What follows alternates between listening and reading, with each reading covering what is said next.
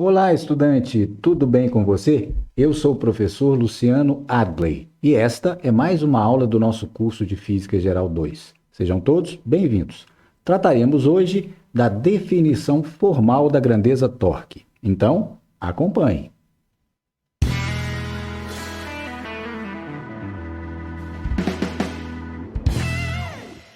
De volta com você, estudante, e para definirmos de maneira mais rigorosa matematicamente a grandeza torque, vamos considerar a imagem 1. Essa imagem 1 apresenta uma chave inglesa que será utilizada para girar um parafuso em torno do ponto O. Esse ponto O será a nossa origem do sistema de coordenadas a ser utilizado. Pode ser um sistema bidimensional ou tridimensional, conforme a nossa necessidade. Então, para definirmos formalmente a grandeza torque, são necessários 4 elementos. O primeiro deles é a origem do sistema de coordenadas a ser utilizado, que já está indicada pelo ponto O. O segundo elemento, naturalmente, é a força F que irá produzir o torque, ou seja, a força com a qual pretendemos girar a chave inglesa. Essa força tem ponto de aplicação P e a sua direção, no contexto que estamos analisando, é chamada de linha de ação. Então, a direção da força F, essa linha pontilhada, é chamada de linha de ação desta força. O terceiro elemento é o vetor que irá posicionar o ponto P em relação à origem O do sistema de coordenadas. Esse vetor será indicado pela letra R. Portanto, R é o vetor que posiciona em relação a o ponto P, ponto de aplicação da força. Ou seja, é o vetor que tem origem em O no sistema de coordenadas e extremidade no ponto P, ponto de aplicação da força. Com base nesses elementos, precisamos ainda construir o quarto. O quarto elemento é o ângulo φ, formado pelas direções dos vetores R e F, ou seja, formado pela linha de ação da força F e o vetor posição R. Com base nesses 4 elementos é que se faz a definição formal do torque, e ela é feita conforme a nossa relação número 1. Veja que temos 3 vetores nessa relação e um produto entre 2 deles.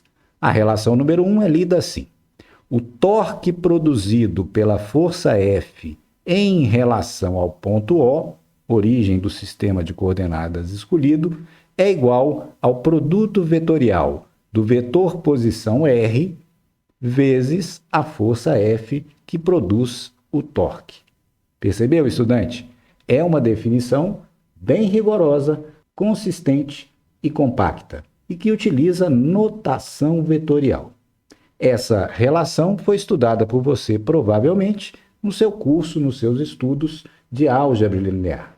Ora, sendo o torque, então, uma grandeza vetorial, temos que determinar seus 3 elementos característicos: seu módulo, sua intensidade ou magnitude, sua direção e seu sentido. Comecemos pela direção e sentido. Você deve se lembrar que a direção e o sentido de um vetor obtido por produto vetorial de 2 outros segue uma regra conhecida como regra da mão direita. Veja na imagem. Nesta imagem temos a mão direita posicionada ao longo das direções dos vetores R e F. Nesse caso, a direção e o sentido do torque serão dados pela posição do dedo polegar estendido.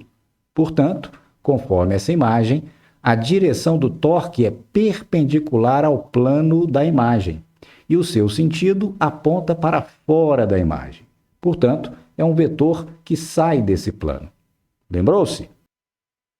Dos seus estudos de álgebra linear, você deve se lembrar que o módulo do vetor resultante de um produto vetorial é obtido fazendo-se o produto do módulo do primeiro vetor, vetor posição R, vezes o módulo do segundo, vetor força, vezes o seno do ângulo formado pelas direções de R e F.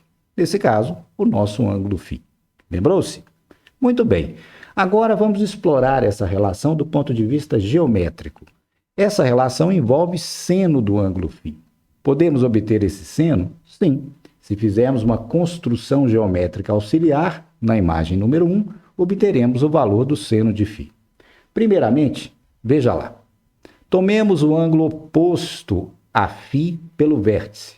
Como você se lembra da geometria básica, eles são congruentes. Portanto, esses dois ângulos medem φ. Vamos utilizar esse segundo para obter o seno de φ na nossa expressão do módulo do vetor torque. Para obtermos seno, precisamos de um triângulo retângulo. Lembra-se? Seno, cateto oposto, dividido pela hipotenusa. Para construirmos o triângulo retângulo, vamos, a partir do ponto O, criar o segmento OQ. E assim, teremos um triângulo retângulo OPQ.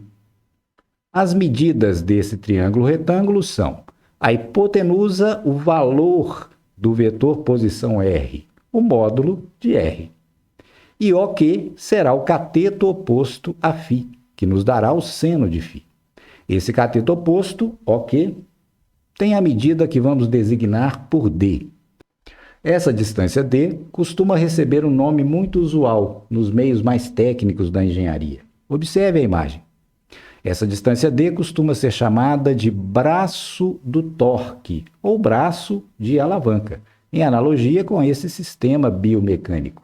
Então, teríamos antebraço a força e braço a distância D, braço do torque ou braço de alavanca. Assim sendo, podemos agora facilmente expressar o valor do seno do ângulo φ. Nesse caso, seno do ângulo φ será cateto oposto a φ, que é D, dividido por hipotenusa, que é o módulo do vetor R. Então, seno de φ é D sobre R e podemos cancelar o fator R comum. Nesse caso, obteríamos, então, a relação torque, valor, magnitude do torque, igual ao produto força vezes distância. Ou seja, produto da força pelo seu braço, braço de alavanca ou braço do torque. Note que é o mesmo resultado que obtivemos empiricamente na aula anterior. Mas até agora, esse resultado se refere ao módulo do vetor torque, cuja definição formal matemática é dada pela relação 1. Um outro detalhe interessante. Suponha agora que a força F tivesse direção menos φ, ao invés de φ. Inicialmente, suponhamos que fosse direção φ igual a 30 graus. Suponha agora que F faz menos 30 graus com a direção de Rzinho. Fisicamente, perceba, será uma situação totalmente distinta. No primeiro caso, o deslocamento angular produzido por F teria o sentido anti-horário, portanto positivo. Se agora o ângulo de direção de F for menos φ, observe que o deslocamento angular que ela poderia produzir na chave seria no sentido horário, que é, como já vimos, um deslocamento angular negativo. Matematicamente, isso se reflete no seno de φ. Seno de um arco positivo é positivo. Seno de um arco negativo é negativo. Ou seja, seno de 30 é meio, por exemplo, seno de menos 30 é menos meio. O que significa que o torque, nesse segundo caso, seria negativo. Então, podemos generalizar essa ideia com a relação número 2. O torque igual a mais ou menos FD. Ora, mas qual a diferença entre 1 e 2, então? A relação número 1, estudante, é completamente geral e vale para um sistema de coordenadas tridimensional. Ou seja, as forças atuantes no sistema podem ter qualquer direção.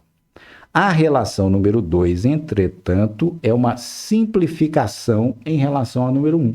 A relação número 2 é válida para os casos em que as forças são coplanares. Todas elas atuantes no sistema estão em um mesmo plano. Assim sendo, nós podemos dispensar a notação vetorial geral e adotar a notação número 2, mais simples, tratada apenas algebricamente. Entendido, estudante? Então, estudante, gostou do vídeo? Se sim, deixe o seu like, compartilhe com seus colegas e inscreva-se no canal. Até a próxima aula e bons estudos!